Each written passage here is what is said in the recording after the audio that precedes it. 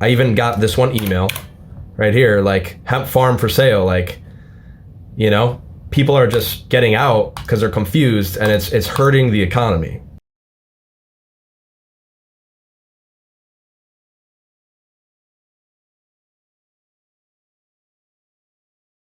So I received an email here from a random supplier saying Congress fights for legality of Delta 8. And I'm like, what is this? What is this all about? So, because there's a lot of confusion in the market about like, oh, is Delta 8 legal? It's a loophole. Like the DEA is trying to ban it. Like it wasn't intended to be legal, etc. Like I even made a video called Trump accidentally legalized Delta 8.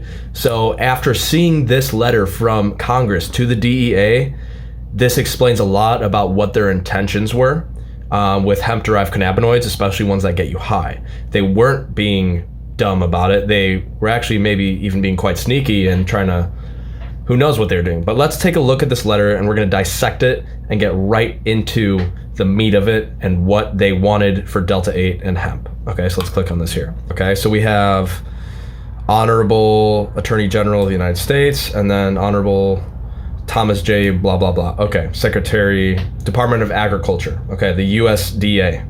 Okay. Dear Attorney General and Mr. Secretary. So he's writing to these two people. We are writing to you to express our concern over the serious unintended consequences that could arise from the DEA's IFR issued on hemp August 21st. In order to address these concerns and not cause unnecessary damage to the hemp industry, we encourage the DEA and the USDA to collaborate with the hemp industry to resolve issues raised by the IFR and to clarify publicly that the USDA is the primary federal agency in charge of regulating the transportation, processing, sale, or use of hemp and in-process hemp extract. So from what I see here, the DEA put out a statement saying that synthetically derived cannabinoids basically are illegal, and Delta 8 is not synthetic. It's created through isomerization, which is hard to say, but so I'm pretty sure this letter is just going to argue the typical argument points and saying that they should restate their statement so it could be congruent with the 2018 Farm Bill. That's to my understanding, but yeah, this is very interesting. So when Congress passed the 2018 Farm Bill, it was our intent to vest primarily regulatory authority over the production of hemp with the USDA. To that end, USDA issued a internal final rule for the establishment of a domestic hemp production program more than a year ago, and finalized that rule on January 15th, 2021. It is our understanding that this final rule, with an effective date of March 22, 2021, is currently being reviewed by the Biden administration. So basically, for anyone who doesn't know, what the 2018 Farm Bill did is it actually legalized hemp-derived compounds. So if it's cannabis and it has less than 0.3% Delta 9 THC, all the other cannabinoids are considered federally legal. It can be bought, sold, and shipped over state borders. And then if any states specifically try to ban any other cannabinoids, that's a state level thing. But federally, that would be legal, okay? And currently, it is that final rule is being reviewed by the Biden administration. So the Biden administration might change things.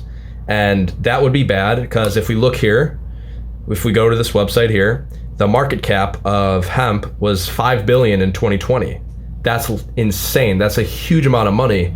And most of that money, and there's gonna be a growth, obviously, you know, from 2021 to 2026, it could go up to 24 billion.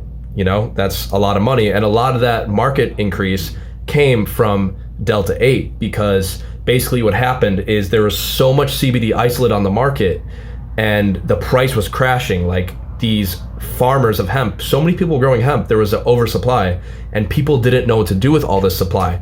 So once they found out how to convert CBD to Delta 8 using isomerization, all of a sudden that supply was being used up. So there was more demand to meet the supply, and then all of a sudden more value is being created within the market, and then basically the economy is just increasing and everyone's having a happier life.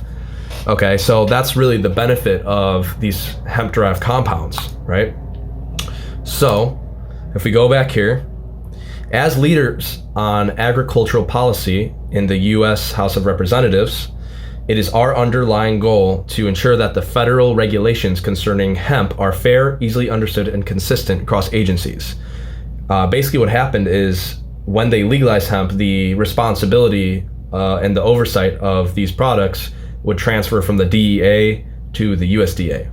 And now the DEA is like saying otherwise, and now they're trying to say, the U.S. House of Representatives is trying to say, hey, we need to be congruent and have all our ducks in a row. So this is really awesome for the state of hemp, in my opinion. The fact that they're going all out like this. Okay, when inconsistencies in regulations arise, it is our farmers who are primarily harmed. See, so if the economy could suffer and people's lives could suffer if there's inconsistencies. We believe that a stronger collaboration between the USDA, DOJ, and other federal agencies and the hemp industry stakeholders could help alleviate many issues impacting our hemp producers.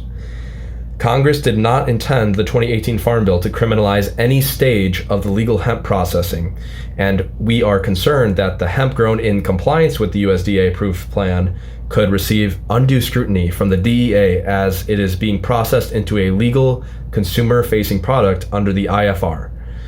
That is why the 2018 Farm Bill's definition of hemp was broadened from the 2014 Farm Bill's version to include derivatives, extracts, and cannabinoids. So previously to the 2018 Farm Bill, the 2014 Farm Bill was very gray area, but the 2018 Farm Bill actually explicitly stated, that these cannabinoids are legal. So it was our intent that these derivatives, extracts, and cannabinoids would be legal if these products were in compliance with all other federal regulations. To highlight our intent, the following report language was included with the HR 133, the Consolidated Appropriations Act of 2021. Now we're going to read that right here.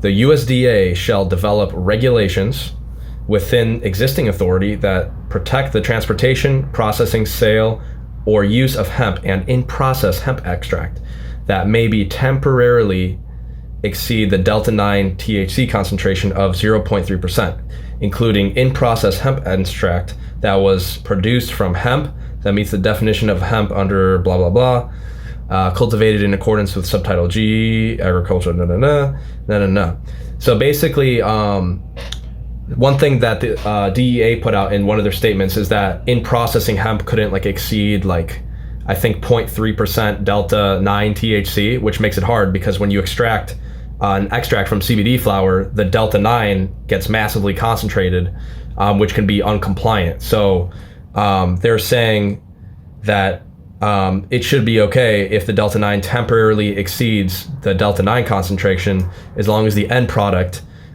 is less than 0.3% Delta-9, at the end consumer product. So this puts a lot of producers under stress, and then they contemplate whether or not they want to, even deal with this product in general. And then a lot of people are selling their farms. I even got this one email right here, hemp farm for sale. People are just getting out because they're confused, and it's hurting the economy. We understand from our constituents that the hemp processors have been confused about legality of their processing operations. Because of this confusion, some processors have halted operations altogether, like I just showed you from that email. In addition to economic impacts, we are concerned that the lack of uniform, risk-appropriate federal regulatory approach will stifle innovation, advancement, and product development in an industry poised for robust growth in the coming years. I mean, it's completely obvious that regulation just stifles growth and innovation. I totally agree with that. To address our concerns, we would hope that your agencies would consider jointly meeting with industry stakeholders to resolve concerns with the DEA's regulations. Given the USDA's current review of its hemp regulations, we believe that this moment presents the best opportunity to ensure consistency across federal agencies that will ultimately benefit our farmers and hemp-related businesses. Moving forward, we would also request proactive and continued collaboration between your agencies on any future regulatory actions that could impact hemp producers and processors. Thank you for your consideration, and our office looks forward to your timely response. I haven't seen the response. I'm going to look for it and put it in the next video, so I'll update everyone. But boom, here you have it. David Scott, Chairman, House of Agriculture Committee.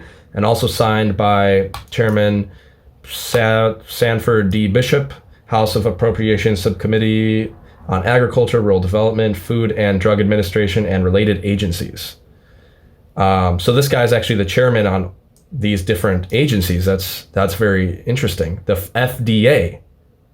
The FDA. That's crazy. So, boom, there you have it. Wow. Incredible. But hope you like that video. If you don't know who I am, by the way, I'm Chris with THC Extract. We actually sell THC online. That's Delta 8, and it's federally legal, so it could be shipped over the state borders. Legal in 38 states currently. If you haven't yet, click the link down below and head over to delta8tutorial.com, and you can see if Delta 8 is legal in your state, and you can get a free training explaining exactly how Delta 8 works and if it's legal in your state. But hope you enjoyed that video. Cheers.